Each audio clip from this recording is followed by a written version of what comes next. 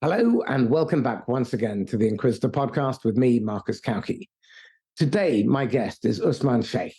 Usman is the CEO of XIQ. We're going to be looking at what's real, what's the controversy all about around AI. To my mind, I think there's a lot of the usual panic when we come across something that we don't understand, that's new, unusual, promises all sorts of things, and there's a lot of hype. To my mind, it's a very powerful tool used well. It's a very powerful self-harming tool used badly. Because there's the uncertainty, we're going to spend some time defining some of the terminology. I think it's important that people understand what we're talking about. And then we're going to look at things like behavioral science, psychometrics, psychology, and how we can use AI in order to help us better understand ourselves, our people, our customers, our partners, and find ways to build bridges. For me, that's been one of the most incredible experiences of the last 10 months. Since I've been playing with this stuff and immersing myself in it, I've realized just how much I didn't know and how much is out there at my fingertips. And if I choose to work out how I can cooperate with people, it's just a gift. However, we also have the flip side, which is people using an incredibly weapon very badly and indiscriminately. And the knock-on effect is it's created this furore, this panic, and a lot of people saying, oh, this stuff doesn't work, or is it going to replace me? So these are the topics that we're going to talk about. So without any further ado, Usman, welcome. Thank you, Marcus. Nice to be here. It's a pleasure to have you. I am very curious. Would you mind telling us a couple of minutes on your history, how you got here, and how you ended up in the space as well? Because, I mean, that must have been a fascinating journey. It is indeed. And it is quite a meandering journey to how I got to where I am. So my education in university many, many decades ago is that of an architect. So I'm a design thinker. I have designed buildings. I have thought about... Hence the black polo neck as well. Hence the black turtleneck, exactly correct. Goes hand in hand. You can take the boy out of the architect, but you can't take the architect out of the boy. There you go. There you go. And so I've always been really enamored by design. And I also think that, the way you go about design is the same way you should go about solving business problems as well. Because you've got to establish empathy, you've got to have a vision, you've got to be able to put in stakes into the ground to actually think about what the future is and how you build towards the future. And what the job to be done is. What the hell are you trying to accomplish? Why am I building this product? Am I creating a product that no one's ever going to buy? There you go. Exactly correct. So I started as an architect, first 10 years as an architect. I got a little bit disenchanted by the field because I thought it was a little slow moving. I moved into, set up my own company, which was more of, this was just at the turn of when internet was coming out, and I started designing some websites and, kind of looking at how the internet could influence business outcomes. And, it was very, very basic stuff back in the middle or late 90s where we were, introducing a form on an internet website was a big deal. Right. And it was considered to be a major innovation at that stage. And it just kind of kept going from there. Eventually got into, was hired by SAP, the world's largest B2B software company. And with them, I had a whirlwind tour of going, all over Asia Pacific first for about 3 years. Then I moved to Germany and, headed product management for one of their products. Really saw how enterprise class software was actually developed, how to interface with people that were providing inputs into the design and development of a large enterprise class software platform. And then last, they moved me to the Silicon Valley in the United States, where I was responsible for building a digital demand generation platform. It was like a marketplace. And to kind of simplify what it was like an app store for B2B solutions. And it was a partner marketplace. It was a partner marketplace, exactly correct and exactly right. But the decision-making process in selecting a business-to-business solution is very different from going and downloading an app to put on your iPhone. There's a lot of consideration. The dollar price is significantly higher. The risk factors are greater. You have to take into consideration that it has to integrate with heterogeneous landscape of products, and you have to evolve and build on top of it. Taking all that into consideration, and I think my background as an architect came in very handy because there were a lot of different considerations that had to be pulled together into creating a marketplace. We launched that, and hence the idea of my current venture, which is called XIQ, which stands for Multiply Your Intelligence, was launched as a AI-based platform for next generation sellers and marketers. And that's where I am. I now head that company based out of Silicon Valley, and we're on a journey to kind of build the next generation platform. Fascinating. So tell me this, how has the range of experience you've had, both in terms of geography, the international, multicultural, but also the different roles, the architect, the product management, the leadership roles, the setting your own business up, raising funding, how has that range helped you with understanding how to apply AI? Because that's a lot of dots to connect. And I'm guessing that must have an impact on how you think and how you visualize, how you perceive the potential of AI. Yeah, so I think I'm extremely fortunate and unique in this regard that I had the opportunity to travel and work in many different companies across cultural boundaries with different type of people, both at an intellectual level as well as at a cultural level. The first thing it did is it opened my mind to the fact that what was the art of possible. It also opened my mind to the fact that people are very similar in a lot of ways. To find common ground and actually help communicate to them or live harmoniously with them is actually not that difficult. I think there's a lot of negative forces at work, and there's a lot of traditional stereotypes at work that help us get, kind of break away from kind of looking at how we could work together. But actually, when you start talking to people, there's a lot of commonality between people from anywhere in the world, whether you're talking Absolutely. and we don't focus on that. And so for me, to answer your question about connecting the dots, that's really the intercultural global communication bit, and being able to understand what people were trying to say and communicate in their ideas was extremely helpful because it helped me understand what is that common ground that we should be actually building towards developing. It also helped me understand that people are traditionally caught up in knowing only what they know. And so how do you take them from what you know to what is possible and where you could be? And I think that's where my architectural background again comes in, the ability to help create a vision and communicate that vision and what could be the benefit of that vision and help them visualize that vision is really, really important. Okay, so let me ask you this. For salespeople who are listening and their managers who should be coaching them, how do you do that in such a way? Because when you already know the answer, you're already 12 steps ahead. And the danger is, and we see this happen all the time, where the rep starts talking about the stuff that they need to talk about right at the end. But because that's the stuff they think is clever and important, they talk about it too early. And the net result is people are confused and they switch off and they waste vast amounts of the company's money and resource, killing perfectly viable deals and driving them into the arms of the competition. If you're listening, be absolutely clear.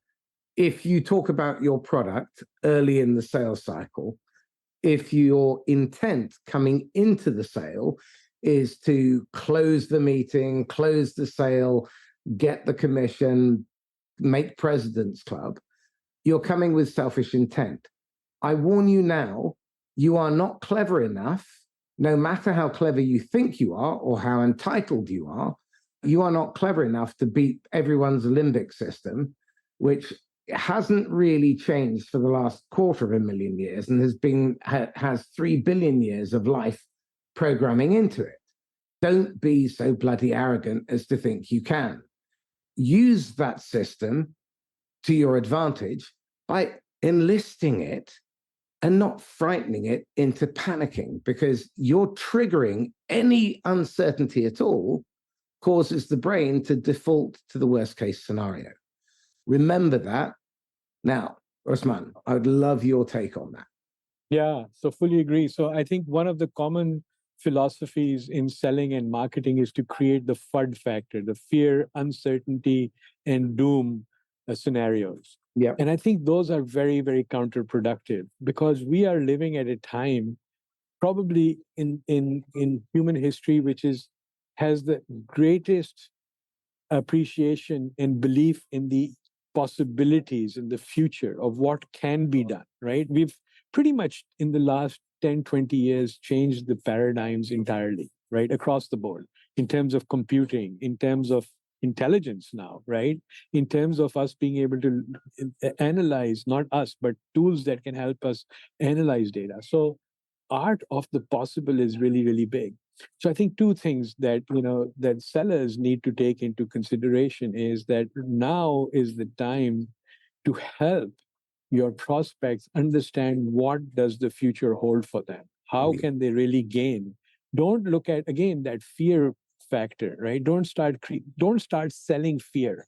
Hey, if you don't do this, you're going to lose your job or your company is going to go bust, right? I think the idea is like, where do you go from here? And what is the art of the possible? How much net new value can you really create? And I think that's really where the opportunity lies, because and in order to do that, we need to understand two things. We need to be able to do research to understand what is the possible. Don't just start making things up, but really, base them in reality. And two, how do you communicate to the different people that are, that want to be communicated to in different styles, right? Some people want the three bullet version. Some people want to be the ones that can take what you tell them and magnify it to their people, so that to their audiences, so that they look like influencers and very knowledgeable people. Others are very skeptical. They want to analyze and they want to query, is this really true? Are those facts correct? Who wrote down those facts? And then there are those that are just data. They like to suck up a lot of data. And knowing and differentiating who you're talking to, and then having done some qualification in terms of what you're talking about are two very, very important. And stay away from that fear and uncertainty. It's yesterday's news and it's becoming obsolete extremely fast. Well, not only that, the neuroscience tells us that if we put the buyer under pressure, it triggers the disgust and contempt response from their insula. And we're institutionalizing that into the playbook. We put our sellers under pressure.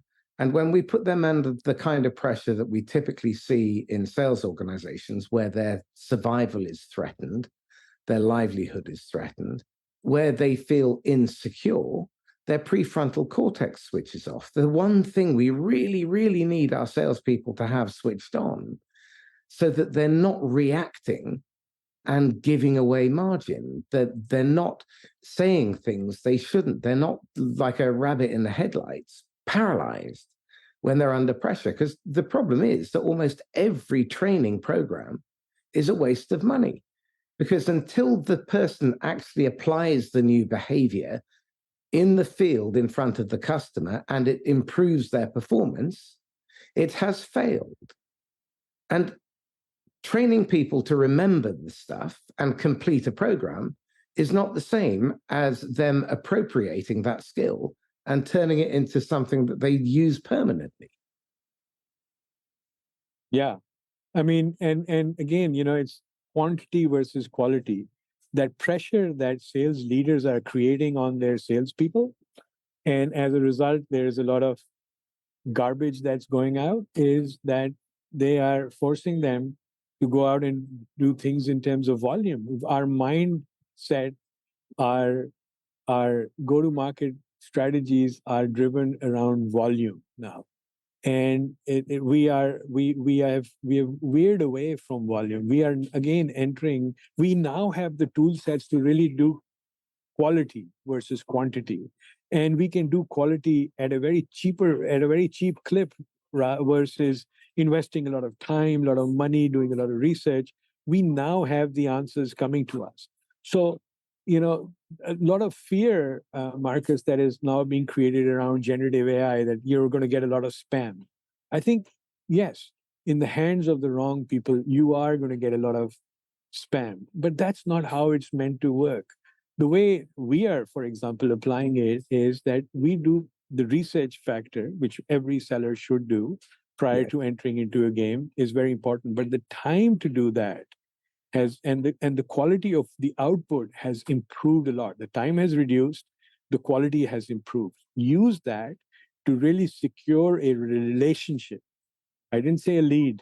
I didn't say a deal. I said a relationship. And when you build that relationship, you don't need to have, 100 relationships to get one out. You need to have, maybe 5 to get one out. So you don't need to go into that volume, into the volume place. And by the way, if you're really applying the quality aspect, what you're doing is the other 4 that are not currently in your pipe are being nurtured. You're getting ahead of their learning cycle. Because as we know, buyers are spending more time doing research and less time with sellers, because again, it's that the FUD factor that the sellers are bringing in that I think is keeping the buyer away from talking to the sellers. They don't get any value. They don't learn any new ideas, and they shut down, right? There was that piece of research that came out about 4 or 5 years ago, which was that about 57% of B2B buyers would prefer to have a seller-free buying experience. Absolutely correct. Now, that is a damning indictment on us as a profession, because it should be the most noble act we perform, bar none. Our job is not to sell. Our job is to help the buyer facilitate the right decision for them, for now and the future, whether it ultimately involves us or not. And our job is to create the conditions where they feel safe, having us beside them on that journey, and where we have enough intimacy and trust where we can be honest with one another. And if we realize that it's not for us, it doesn't mean that we burn bridges. We're respectful about it, and they respect our time. And we're there to serve. We're there to help. It's not about servitude, but our business as a seller exists because of the customer, not in spite of them. So we need to start thinking as the customer, not about them or about what we can do to them, about what we can get from them. Our sale is a symptom of helping the buyer get the outcome they intended, because they're renting that from us. They're not buying anything from us outright, ever. Well, maybe a gravestone.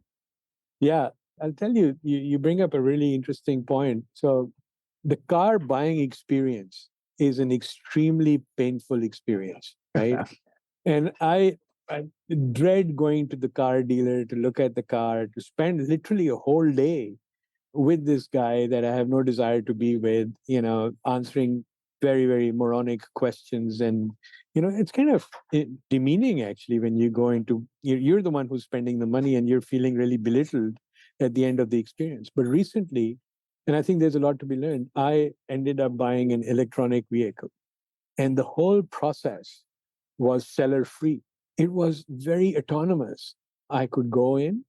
I literally met the person for 5 minutes and I said, look, I want to try a car. They said, go out to the parking lot. In that, parking lot, this is where the car is parked. Take it. You have 2 hours to drive it. We're not going to send a driver with you or a car dealer with you to go with you. Test it out on your own. Come back. Tell us what you think. And then here's a website, which is where you can go and order the car. And it was such a pleasurable experience. And there are 2 lessons to be learned out of this. So just out of curiosity, how much did you spend online on that transaction? Close to $50,000. 50 grand online. And how many touches did they have to give you? The human touches were no more than 2 to 3 touches. Okay. Right? Cost of sale next to nothing. Nothing, right? And I tell you what, here's the thing. I ended up buying 3 of those cars. So it actually ended up spending $150,000, not for myself, but my wife bought one. My son ended up buying it because the experience was so good, right? It was this kind of pleasurable, really enjoyable experience. And the only time, maybe first time I had to go talk to them was just to validate, am I doing this correctly or not? And they were very nice. They didn't try to do a hard sell. They didn't negotiate. There was, it was all very, very open. As a matter of fact, all these tools that could help me lower my price point were already built into into that into that online buying experience, right? So that's one. The second thing I want to point out is that, and I don't want to name the company and so on unless but the point I wanted to make was that it's an EV. It's a new paradigm. It's a new paradigm on how we drive. And these companies have gone that extra mile to start think of the buying experience and the customer experience as well. Apply that to our traditional B2B experience and why I think it's become stale and it's broken. Think about it for a second, Marcus.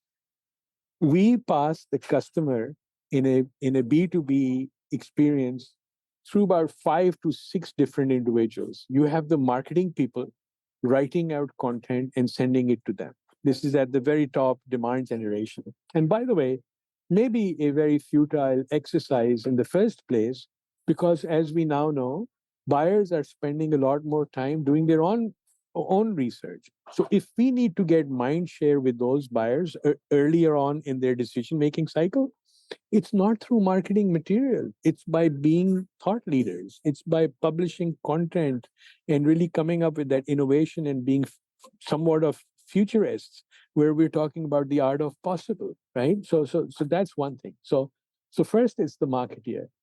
From the marketeer, it goes to the sales development representative, the SDR. From the SDR, it goes to the account executive. From the account executive, it goes to the VP of sales.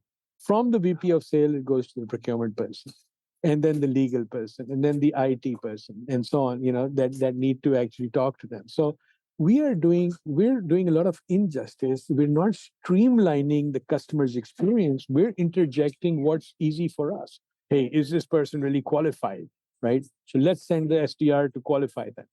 They do their qualification and they send me the notes. I never read the notes. So I go through, customer steps into my arena as an account executive, and I start qualifying them all over again. Right? And we demean that person. We don't add value to that equation. And hence, there's a huge dropout rate. 84% of B2B deals today do not work. They don't close because either the buyer and the seller have not been able to align, or the experience for the buyer usually has been so ugly and so difficult that they don't want to spend time buying with you. They go to wherever it's a little bit easier, less frictionless. So the paradigms have shifted. We need to lay down the railway lines so that the bullet trains can actually run on this versus the old steam engines that were running. Many of you who've listened to the podcast for the last few years will have heard this story before, but it bears repeating. In the 1970s or thereabouts, there was a time and motion study conducted by the Royal Artillery, and a captain had to go in with his clipboard and stopwatch, and he was watching these gunners firing guns. And 2 of them would walk to the back of the gun. One of them would open the back, they'd shove the shell in the breech, they'd close it. Then one of them would turn and stand with his back to the muzzle and facing backwards and stand to attention. The other one would march 8 paces, turn around, stand to attention, and raise up his left arm and nod. And when he nodded, the other guy would pull the cord. Anyway, he asked them, why do you do it that way? And says, that's the way we're trained to fire the guns in this man's army, sir. And that's why we fire the way we fire the guns in this man's army, sir. Who trained you? The gunnery sergeant, Gunny. Why did you train them this way? That's the way I was trained to train them, sir. That's the way we train them in this man's army, sir. That's the way we fire the guns in this man's army, sir. So anyway, long story short, couldn't work out what the hell was going on. He was in the pub outside Lark Hill on Salisbury Plain, and there was an old duffer who was a veteran from World War I. And he says, you a gunner? Any idea what the hell's going on here? Oh, yeah, they're holding the horses. Now, bear in mind, this was the 1970s, and World War I was probably the last time they acted. I mean, the Polish charged the panzers with cavalry, but that was a short-lived and a one-off, I think. But World War I was the last time anyone in the British Army was using them. And 50 years later, they were still using the same process. How many of your processes are still there because you haven't bothered to look at them? One of my favorite exercises, which always sends people into an absolute tailspin, is any system that fails to deliver the intended outcome 1 in 5 times or worse, i.e. they only have a 20% win rate, that goes onto your Amber Alert list. And within 3 months, there has to be a 25% improvement. Anything that has a 1 in 10 failure rate, 10%, that goes onto your red list. And within a month, that has to be improved by 50%. And then my favorite is the blacklist. And that is anything with a 1 in 20 failure rate, which is almost every motion in sales, marketing, management, and recruitment. And it's 1 in 20 or worse. You stop doing it, you cancel the contract, you stop spending money on it, and you fix it. Because why would you choose to spend 95% of your effort on wasted cost generative administration? But people aren't asking the right questions. Yeah. And it's also this, Marcus, this kind of hesitation to adopt proven solutions and accept the fact that there is something that's better out there. And, again, I'll give you a military example as well. So scurvy, which is very common, or what used to be common amongst sailors, a very simple fix was to add lemon into the grog that they were drinking, right? And that would solve them. It took them 100 years and countless number of sailors that perished as a result of them for that simple solution to be adopted across.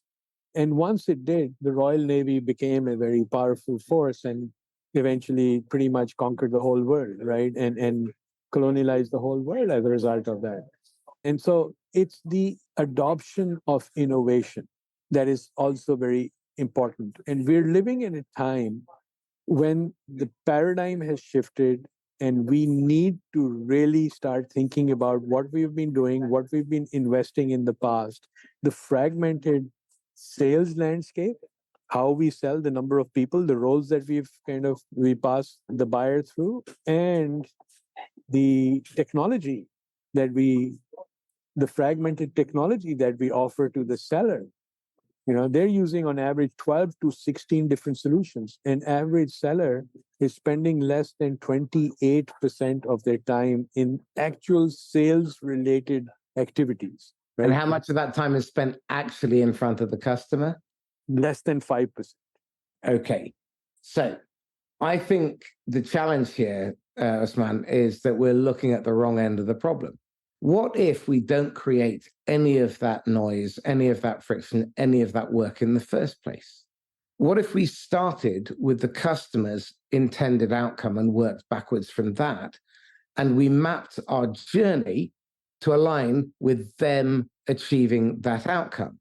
Funnily enough, when you do, you get a lot less resistance, almost no objections and pushback. And because you're working towards common purpose, they see you as an ally instead of an adversary or an accomplice. And the challenge is exactly what you said. We have to shift our thinking from this short-term volume play and the idiocy of just making that worse. So let me illustrate it with real life. A great marketing campaign would have a 3% click-through rate and a 15% conversion rate. And the marketing director would be over the moon, the agency would be over the moon, and the board would be ecstatic. But what that means is they failed to generate the intended revenue 99.9955% of the time. If you were delivering that kind of outcome in health and safety or finance, you would literally be behind bars. Your Honor, 99.9955% of my staff were injured, maimed, or killed, but it is in line with industry standard. And then you throw all of those shitty leads over the fence to sales, the ones that weren't closed, that you couldn't get hold of, that didn't respond, that were just on a fishing trip. And sales has to follow up. On average, 6 to 11 times for an inbound, a warm inbound, and 33 to 46 times for a cold outbound. But where do we put all of our emphasis? It's on the cold market, cold direct new business, which is the least profitable and where you have a 3% win rate on average. Whereas the hot market, where you sell via people who are known to both sides, has a 64 to 81% conversion rate. And it takes about a third to a quarter of the time and a fraction of the cost. And the chances of expansion business, instead of 18%, 1,150%, according to a 2019 SaaS Bank survey. So that's in the SaaS space. But where do they all fixate their attention? Top of the funnel, cold new business. So what you were suggesting is focus on that medium-term funnel, go deep and wide, multi-thread, have lots of relationships, and don't sell when they're passively looking, so that you're bringing value, you're timely, relevant, and you have time to become intimate and share confidences, and you've constantly demonstrated low self-orientation because you understand that your commission is a byproduct of your customer getting the outcome that they're paying you for. Is that a fair summary of where you're at? Yes, I think that is absolutely correct. Let me just add to that the sheer number of possibilities of what we can do today and the rate of innovation. And let me talk about that. Specifically, I'm talking about generative AI and AI in general. Generative AI has created tons of opportunities, more opportunities than the imagination of your prospective buyers, for them to be able to understand how they're going to internalize and use those, right? So I think on Monday, OpenAI had their developer conference, right? And in that developer conference, they showed a whole different set of ways on how ChatGPT and its new iterations could be potentially utilized, from healthcare to children's education to different ways of programming and so on. And so in terms of building that relationship, as you were saying, don't start selling when they're not. Actually, nobody's in the buying mood. If you really want to sell, you have to create the need and the understanding. And that's where marketeers and sellers are falling flat. They're investing a lot of time in doing that cold calling and outreach. I have a widget to sell to you. Instead of, look, this is where your business could be today. What are the possibilities? What are the net new opportunities for you? Have you thought about those? Let's start spending time in helping them understand these opportunities. They're not qualified, first of all. They don't know the technology. It's our role to educate them. Once we start educating them and saying, hey, this is possible and this is how you could do it, then there's an interest that's actually a meaningful interest that's really created. And they will come to you with the idea. Second is the velocity of innovation. Here's an interesting thing. I was recently writing, I write the product specs for my platform, right? And it used to take 6 to 8 weeks for me and my product managers to come together to think through, do the research, write down the specs, visit them, do the flow charts, come back and kind of reanalyze this and then eventually convert them into a functional requirement document, then an engineering requirement document, and then build a product, right? Marcus, I was actually able to do this whole process, believe it or not, in 2.5 hours. Mm-hmm. Yep. Right. I shrunk that 8-week cycle to 2.5 hours. How many people over that 8 weeks? That was at least 3 to 4 people just invested in that. And now we're talking one person's 2.5 hours to be able to do that. I had better quality of research. I had better proof points. I had better written documentation. I could validate things with, cross-reference them. All of that in 2.5 hours. And now this shrinking those 8 weeks out, taking those out of the cycle, my development timeline has gone up. And since my quality of my spec is better, the outcome, meaning that what they produce is going to have a lot less bugs. It's going to be a lot more bug-free. And therefore, for me to be able to release a better quality product to the market is going to be that much faster and better. And And that is changing the game. but not only that, this is where you need to really stop thinking it's either or, it's and. Our generation is Gen Xers. Well, my generation is Gen Xers. You look far too young to be one. The reality is that we could be the bridge because we're analog natives. The generations that followed are to a greater degree or completely digital natives. And their understanding of what is possible is colored by their experience of the world that they live in online, which is very different from ours. You know, for me, the internet is basically LinkedIn, YouTube, Zoom, and email, and typing. But for these people, it's an entire world. You know, they have this second life online. And gender, for example, the fluidity of gender is anathema for many people my generation. They struggle with it because it's so confusing. But whether you like it or not, it is what it is. And we can fight against it, or we can work with it.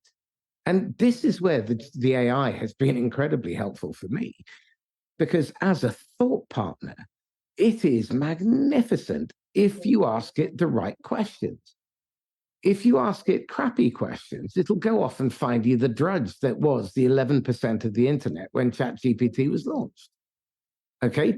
The internet has grown so much since September 2019 or whenever it was, 20, whenever it was released.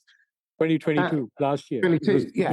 So less than a year old. Yeah, it's less than a year old. The internet, the volume of stuff on the internet has increased ninefold since then. At its release at the beginning of the year, that was. So it's even more now, because ChatGPT, actually, the fact that it isn't up to date, I would be using other technologies like Claude, very, very powerful. Anthropic's really impressive there. Bard has its moments. It's not brilliant. Llama, it's still jury out on that one.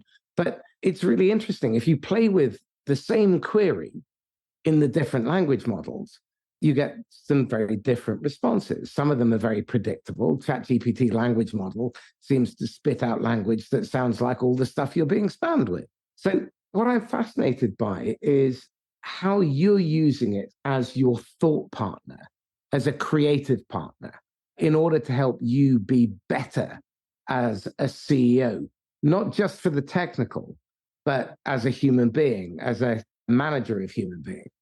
Yeah, it's a great point. So I think the limitation in terms of the currency of news and information is a big factor. One of the things, when we looked at ChatGPT versus perhaps a large percentage of people, other people, we looked at it as a tool. And as a tool, it had different capabilities that could be stripped out and things could be added in. So from the very first go, it wasn't a, hey, this is the be all and end all. It's a vehicle that's going to help us. We can pull things out of there. So we really like the large language model. We didn't consider it to be a excellent research tool. Yeah, if I wanted to do summary on Macbeth and understand Aristotle and so on, good stuff. I could go there and get a very quick summary done on that.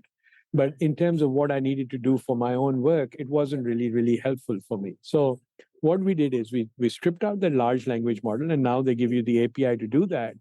And we infused in that our own psychometric generation capabilities, the ability to analyze. And by doing that, we immediately gave it a much more human flavored language capability, right? A much more intimate, so it could speak to you because you were a particular personality type and with a particular communication style, using words and vocabulary that would be much more suitable to you, and length of communication that would be much more suitable to you than it would be to another person who was a different person. Second thing that we did is we took our own curated, XIQ's own curated business corpus, and we added that in there. And that's current. That's up to the minute. By doing so, And the third thing we've done, which they kind of interestingly talked about in their developer conference as well, was we created this thing called the document hub, or the ability for the customer to load up their own content in there. So now, if you think at it, we have the large language model from ChatGPT. We have the personalization and the humanization capabilities from our psychometric analysis capability. We have the business lingua franca up to date and the analysis of financials, of news, of what people are saying, the sentiment with which those people are speaking from our business corpus. And then we let the customer infuse their own content in there. That creates a really new, novel mix that we can now use to communicate and write new things. So that's really what's coming in helpful. And I know you talk about blind spots, and the blind spots that were there prior to my understanding and of being able to do that was, oh, you know what? It can't really do this. There was a lot of like, it cannot do this, it can't do this, it can't do this. And every day when we take this new formulation of this new structure of how we're using this large language model to query these different databases, we are pleasantly impressed with what it can do. So just, taking this thing about like, hey, 2 months ago, our recommendation was identify the pain points of a customer and identify how my solutions could actually help them solve their pain points. And then somebody really wise came and said, you know what? The people you're selling to, they're not being hired or paid to put band-aids on broken solutions they have in place. They're being hired to build the next level, the next generation. So instead of talking about their pain points, start talking about the future, start talking about the opportunities. What can be done? Went to our tool set. Our chatbot is called Gilroy. We asked Gilroy, hey, Gilroy, give me the opportunities that this company has. The other thing that was very interesting was give me the opportunities that what Marcus had. What are the unique opportunities for Marcus to progress in their career, in his career, right? Yeah. That's really, really important. Now I'm starting to slice close to the bone because it's that motivation that propels you to do something in your company. It's not the executive directive that has come down to me. Absolutely. At the end, that directive dissipates when it hits me right here. And it's not till it's marrying in with my personal motivation that I can see my way forward. What's in it for me that something really starts coming to life.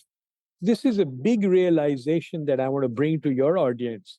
The guys, today you have the tool sets and you have the ability to actually understand what motivates your prospect and start talking in a language that you can communicate to them.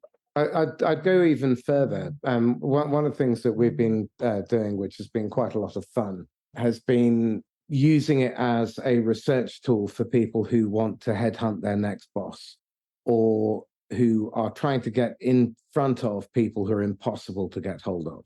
So we're using it to, first of all, capture whatever they've said in public, because you can track their sentiment, their emotion, their language patterns over time. Analyst calls, if they're a public company, are a godsend. And you want to listen to the analyst call for when the CEO or the CFO stumbles, and you timestamp that point because that's normally a good indicator. And you track that stuff over a year or two, and you start to see their sentiment change over time. You see how they respond under pressure. You get their language patterns. The beauty of doing that is you can also start working out who they are already connected to and get referred in through those trusted third parties. Give yourself time if you focus on the medium-term pipeline. Where my clients have been doing this over the last several years, they're routinely 140 to 220% of quota consistently, month after month, quarter after quarter, year after year. Now, the only way you can get there is by creating the right foundation. So let's talk about that. How do you experiment with this technology in a way that isn't just a rabbit hole? Because God knows I've wasted hundreds of hours experimenting. So what advice would you give to someone who's a bit nervous about dipping their toe, but would be a really good practical use of the technology? Great question. So one of the things that we have created is set of prompt library. So the prompt libraries could be, I want to just understand, I want to decipher this person. Literally, we don't use the word decipher in the prompt library, but I just want to get insights on who the person is. I want to understand this company. I want to write to this person. I want to write a social media post to this person. I want to write a press release, right? Different things. So for each one of these, what we've done is we've started to provide these quote unquote guided procedures, right? Best practices, if you may, right? So what it does is for those people that don't have time and they don't want to really play around and toy around, we've given them a set of things that, in your daily routine, you could still improve everything you do in terms of getting to understand your person, your prospect, and engage with them using these prompt libraries. But if you want to push, but there's nothing stopping them from pushing the bar further, right? Like I told you, for example, we were focused too much on identify the pain point and solve the problem. And we've now kind of literally in the last 2 to 3 weeks, we've shifted from that to identify the opportunity and show them the way forward. That's just a totally different realization. Second, to your point about identifying who they're connected to, we did a big demo yesterday. The day before that, my team and I were sitting together and we were like, we want to make this really, really realistic because people tend to have limited imagination when it comes to watching demos. And so we went and we identified who could be the people that we could showcase as prospects for the person, the subject we were demoing to. And we identified a couple of people. When we went in front of who we were doing the demo with and we showed them, hey, this is who you could be potentially selling, light bulbs just started going off right there and then because they were like, I know this person. I speak to this person. That is exactly who it is. Our credibility level just went up significantly because now we are speaking a language. We're talking to them about their problem. We're not selling anything at all. We're saying, this is how you could do it. Then they're connecting the dots internally. Hey, it's not that difficult. I can do it. I need that. If you think about the potential as a self-development tool, one of my favorite things is to have it, I ask it, what am I missing? So I'm trying to put a proposition together. What am I missing? And it comes up with lists that are depressingly long. And I think, oh, yeah, okay. And I improve it. And then I create a board that is made up of some personality types with drivers in the context that my prospects are going to be in. And then I have them pick my proposition apart. I want to have that fight before I go in. I don't want to have that fight in front of the customer. What I want is a frictionless experience for the customer so that they have no reason to object. And any objections that they do have, I raise at my time of choosing. The beauty of doing this is that on cold, you can get a 30% plus close rate. And that's just on cold if you're daft enough to go cold. But why would you? So this really fascinates me. The technology has been greeted with the same furore and fear that mobile phones and faxes did, the plow and probably the wheel. The grim reality is human beings tend to react poorly to things that they don't understand and they're uncertain about. What are we certain about with this technology? And as a board, how can boards and C-suites use it and be exemplars of how to use it well so that you're capitalizing on freeing people up from low value activity and releasing them to do high value, more meaningful work? So I think one thing that we can be certain of is we're not going back, right? So we're only going to go forward. Two, that this is a really, really good tool to do a lot of the heavy lifting that needs to be done to really bring back some of those best practices that ought to be done, but that are difficult to do, time consuming, and require certain skills that majority of us don't possess or don't have the time to do so. The boards should start really thinking about quality. What does it take to deliver that quality? And then how do these tools help us accelerate, reduce the time while improving the quality? Example in sales, every seller should know this or conduct a SWOT analysis, strength, weakness, opportunity, threat analysis, right? That's just basic fundamentals in terms of knowing who your customer is and being able to get that done.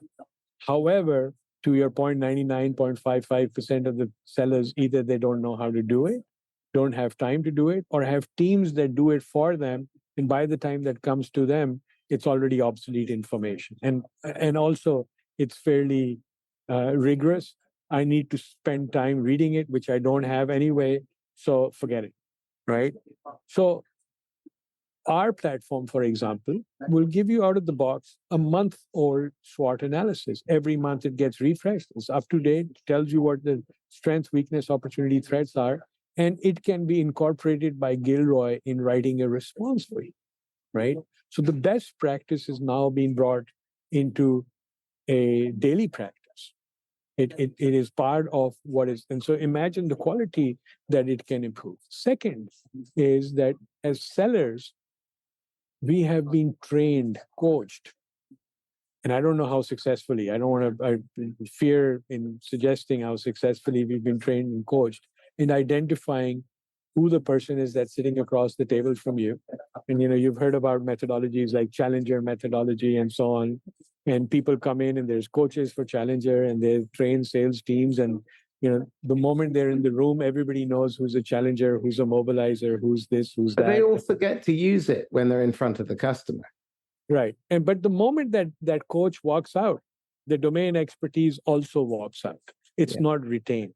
So the idea is right, but it's not sustainable. It's not codified. It's not 24/7 available to us where I can do a reference point into some kind of a scientific data point where I can leverage that and say, well, this is what it is, right? Today, just the example I was citing to you earlier, I can go in and I can say, okay, what is the personal motivation of Marcus and how I can get them to move?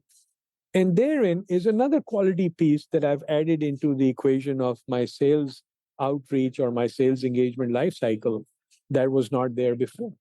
So I've now shown you just two tools, and there's many, many more that can just help us up the game of selling by using tools like AI, not in terms of fear factors, but in terms of how we harness them to help us, right? Get better. Don't spam. I have a paradox for you. How do we, in a world that is crying out for authenticity, use these technologies in order to allow us to turn up, be present, be more authentic? Quite frankly, it's a relatively easy answer. It depends on how you look at this tool. If you're just going to blindly close your eyes, shoot, fire, and forget, bad idea. What it's doing is it's doing a lot of your heavy lifting. It's bringing you 95% of the way there.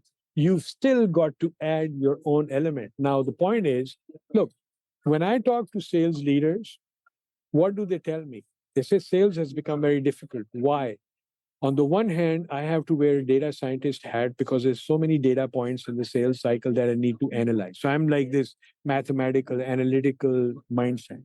On the other hand, I have to suddenly switch gears and start talking to people in a very sociable manner, in a way I can tell a story, I can communicate with them, right? And those transitions are not natural for everyone. They're very difficult. Now, the AI piece, what it's done is it's really helped us on both those sides in helping us bring that together with better quality information and data about the person and about what's within the, I won't say pipeline, but what's within the sales process. And what I mean by what's within the sales process, it's news about the company, it's news about the industry, it's news about the C-level people, it's their finances. You're mapping against their journey, where the journey, right? And so all of that is brought together. Now, I should not be in the mindset that, look, since the tool has done that, boom, I can just shoot it. I now need to take that as inputs, things that would have taken me a lot of time to get to, or I wouldn't have done it and I would have winged it. And how often does that happen in sales? A lot, right? People wing it a lot, and it's really, really obvious, painfully obvious to us. Well, it's negligent. It's negligent. It's criminal, in my opinion, to be honest. I agree. In this time and age, in this day and age, it is. It's stealing from the company. It's stealing from the customer. And you have no right to turn up unprepared. Again, this is a really important shift in thinking. If you're dealing with someone at the C level and they're responsible for a proportion of P&L, if they're running 100 million P&L, their time is worth $50,000 an hour. You better turn up and be prepared and deliver $50,000 worth of value, or you're not going to get invited back. And they're going to tell their friends. And then you're going to be locked out from them as well. The AI gives you the opportunity to do the research you should always have been doing, but you weren't because you were claiming that you were too time poor and you were too stretched because of stupid decisions in your business model that cause you to spend most of your time focused on the wrong end of the problem. If you're focusing on the cold market, you're focusing on the least effective part and the least profitable and the longest sales cycle and the highest cost with the lowest probability. And if, on the other hand, what you're doing is you're focusing on your medium-term pipeline and you have a dream list of 20 or 100 accounts, and you decide that over the next 2 years, a dozen of those will become your customer. And if you had a dozen of those buying everything that you could possibly sell them, and they derive all the value that you could possibly deliver because you're a good match, I guarantee you'll get there at the same time, but with a lot less of the hassle and the friction. And your salespeople won't be turning over at the rate they are, because I'm guessing most organizations at the moment are struggling with talent. And all of this stuff is interlinked because what you're dealing with are wicked problems. Wicked problems are interlinked. The first things you tried don't work, so you have to go back and keep experimenting. And you do this in sprints. Well, the AI allows you to turn months of work into hours. So you can do lots of sprints and you can iterate tiny changes without creating chaos. If you think it through, you can challenge yourself. You can prove yourself wrong, because one of the things that every leader and every seller needs to practice on a daily basis is go and find people who prove you wrong. Go and find out why you're wrong. Go look for bad news, because that's where the real value is. As a product developer, I bet you didn't learn a great deal from people who loved your product, but you learned a hell of a lot from people who hated it and who'd fired you or fired the product. So our challenge is to focus on the right end of the problem and use the technology appropriately as a bridge, as a partner, as a thought developer, as a way of challenging ourselves and identifying our own blind spots. That, to me, is what it's gifted me so far. And I think I've only just scraped the surface. No, you're absolutely right. Here's another interesting, you mentioned about the generational gap as well. The generation, so that is today, entering the market today, is already AI indulged, an AI infused been around for 30, 50 years already. It's not like, we're using Siri every day or Alexa. Exactly. Yeah. That's a great point. You bring it up. I like to cite Gilroy, our chatbot, as the Alexa of B2B sales. You get, Alexa, go play me this genre music from this person. Gilroy, tell me what's happening with company XYZ, this person, and help me write a value proposition in terms of what are the next opportunities. It's exactly the same analogy. This in my head smacks of a great opportunity to apply this exact technology into the boardroom. Boards need to be up to date and informed. They need to be using good insight, and they need to be able to make decisions quickly on relatively limited information. But by and large, they're risk averse. In this economy that we're moving into, playing it safe is the most dangerous thing you can do, because you're going to be left very badly behind. If you believe that human beings have a nasty habit of repeating the mistakes of history, go and research something called the Kondratiev wave, a book called The Fourth Turning, another one called Pendulum, and The Fourth Turning is here, because they are eerily accurate and have been eerily accurate in predicting the last 25 years. And we are now, by the looks of things, entering into 8 years of grim, miserable turmoil. At the risk of being a peddler of bad news, I am an old man, so therefore I'm allowed to be curmudgeonly, but history appears to be mirroring the 1920s and 1930s, which, if any of you can remember your history, didn't end well for many people. And we're about to enter 2024, which is the US election cycle, the pantomime that is Trump and the various indictments, the UK election cycle. Taiwan will come into play. Russia is already doubling their trade with China.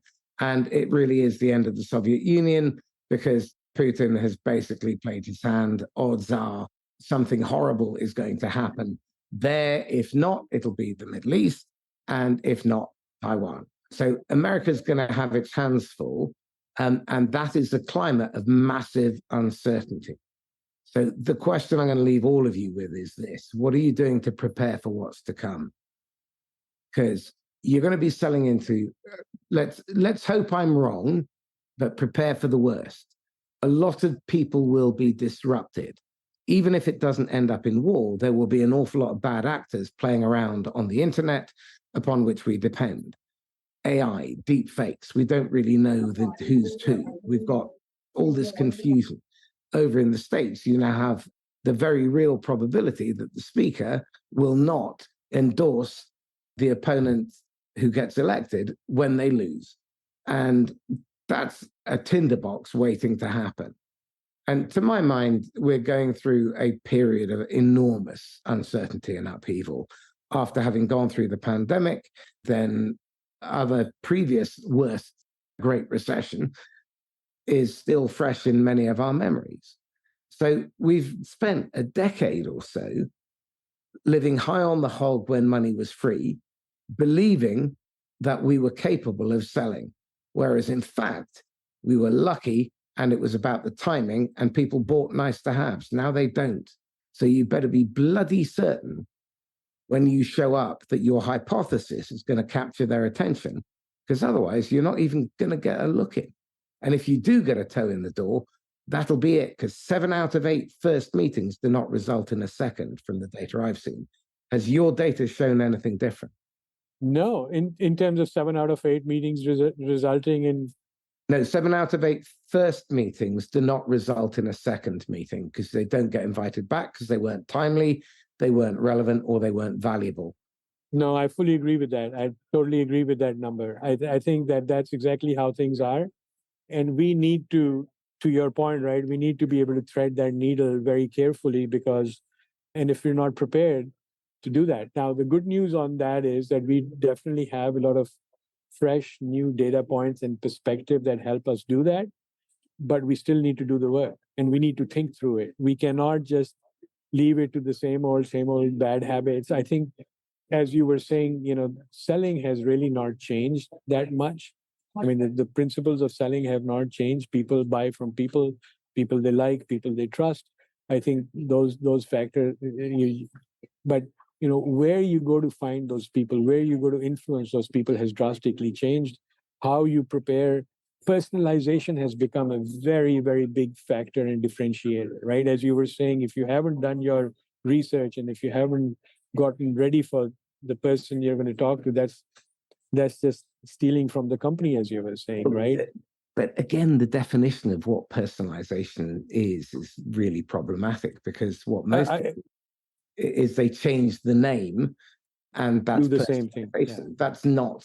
Personalization is taking weeks and months over time, getting to know this person, understanding their problems, meeting them at their struggling moments on their buying journey, being of value, offering insight, so that as they move from passive into active looking, you're really the front runner. When they decide, you're pretty much in pole position from day one, because everyone else is trying to play a game of catch up, because they've just turned up on the scene and they're saying, Usman, can you give me some money, please?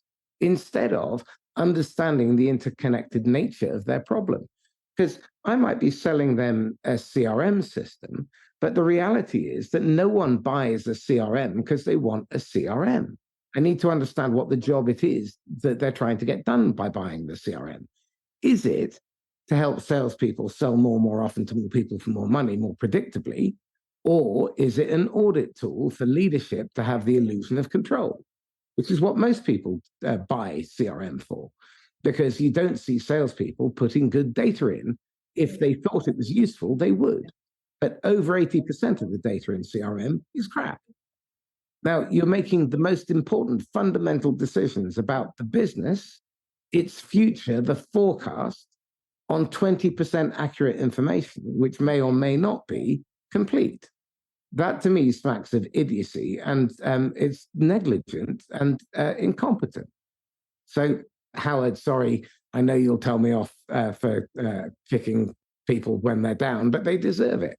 I think they need to be clearly dragged in front of the ugly mirror and their face shoved in front of it and told, that's you. Because the acts of idiocy that ripple through the organization because people don't think about the consequences. If I sell to Usman today, what's the ripple effect in his organization? Who else is going to be positively or negatively affected? Well, is that a price that they're willing to pay? Is it any wonder half of the pipeline ends up stalled in closed, lost, no decision? Over half, 60%. Insane. I think you said two things in there that I need to address. One, CRM is an audit tool. It is not a sales tool, and it is filled with less than 20% accurate information based on which. And yet, every single company, every single sales leader's number one request is to have a CRM solution, right? It's a freaking Excel spreadsheet. It's a distraction. It's a distraction, right? And it does not help you move a deal a single step forward or backwards because of it being in place. Yet, it is the religion of sales today, number one. Number two, you mentioned something about personalization, right? And you mentioned this, that it's tracking the buyer through the journey, identifying their pain points and what they're struggling with, helping them think through things and so on. That's become even much more difficult today because things have moved digital. And not only have they moved digital, they have become virtual. And not only have they become virtual, we have now, as a result of consistently abusing the system, mishandling the client relationship, we pushed the buyer away from the seller. So they're spending less time. So we need to rethink that. You're absolutely right about the I agree with your definition of personalization, but here's the interesting thing. In that new revised definition with the virtualization and digitization and lack of time buyers and sellers spend together, we do have tools that can help us uncover and still get us above at a better quality and a clip rate than we would had we been doing it in a physical one-on-one room. We do have it, but yet the focus is, hey, go get that CRM tool. Make sure that pipeline is updated. Our focus is wrong. Focus on the cold new business. Again, ecosystems and partnerships are almost, it's like the ginger cousin that you don't really want to spend time with. I mean, it's and no offense to ginger people, but you get the general gist. The objective here is to get the job done and to do so with the least amount of friction. So we've got to start thinking like engineers, like architects. We have to think about how are people going to use this? What's the outcome that they're looking for? Then we have to think of it as a system. There's inputs and outputs, and there's stock. And if the inputs are too fast or the wrong type, we're going to end up with a problem with the stock, and then there's a problem with the outputs and so on. So then we have to think about constraints. Well, the buyer is operating in a system with real constraints. Just because you don't want them there doesn't mean that they aren't there. And we as sellers have to learn to navigate all of this. You're not going to do that if you're trying to close them in 1 quarter or 2 quarters on a massive strategic deal that is going to have lasting implications for everybody in the business and probably could be either a knighthood or career-ending decision if they get it wrong. That's the difference between selling big ticket B2B and selling low ticket transactional stuff in an up economy. Now you have to really be able to sell, which means you have to stop selling. And therein lies the paradox. And so I'm going to leave everyone with this question. How much of the pipeline that you generate do you inadvertently drive into the arms of your competition because of your selfish and self-serving approach? Have a ponder about that and then add that to a spreadsheet on a monthly basis. When the number gets you angry enough, give me a call. So, Usman, how can people get hold of you? Best way, I'm on LinkedIn, Usman, Usman Sheikh, Sheikh. Contact me. I'm very much in touch with a lot of people. Also on X or Twitter, as it was formerly known, Instagram, TikTok. I heard every which now way. Being called an excretion. Yeah, there you go. So you've got a golden ticket and you can go and whisper in the ear of the idiot Usman, age 23. What one choice bit of advice would you whisper that you know he'd have ignored but could have benefited from? Yeah, that's a great question. I was thinking about it because the guy sent that to me. For some part of my life, I regretted having gone to design school, but now I've rechanged and reoriented.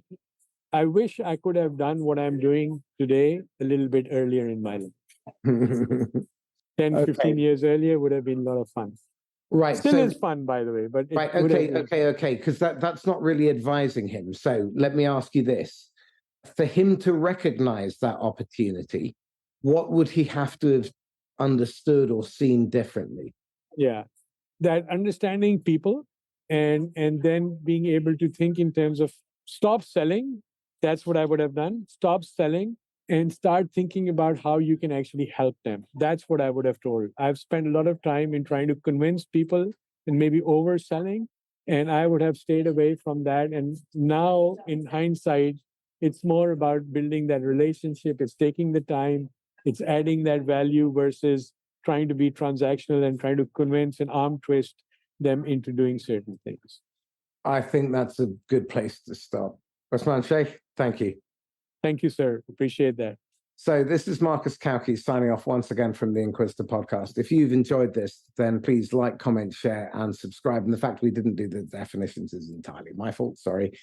And if you are struggling, let's say you've been well trained in the old systems like Medic and Challenger and Sandler, or maybe even you go even further back, you're Xerox trained, or Fox and Hounds if you're a proper old relic, or Taz. And it used to work, but it doesn't for some reason.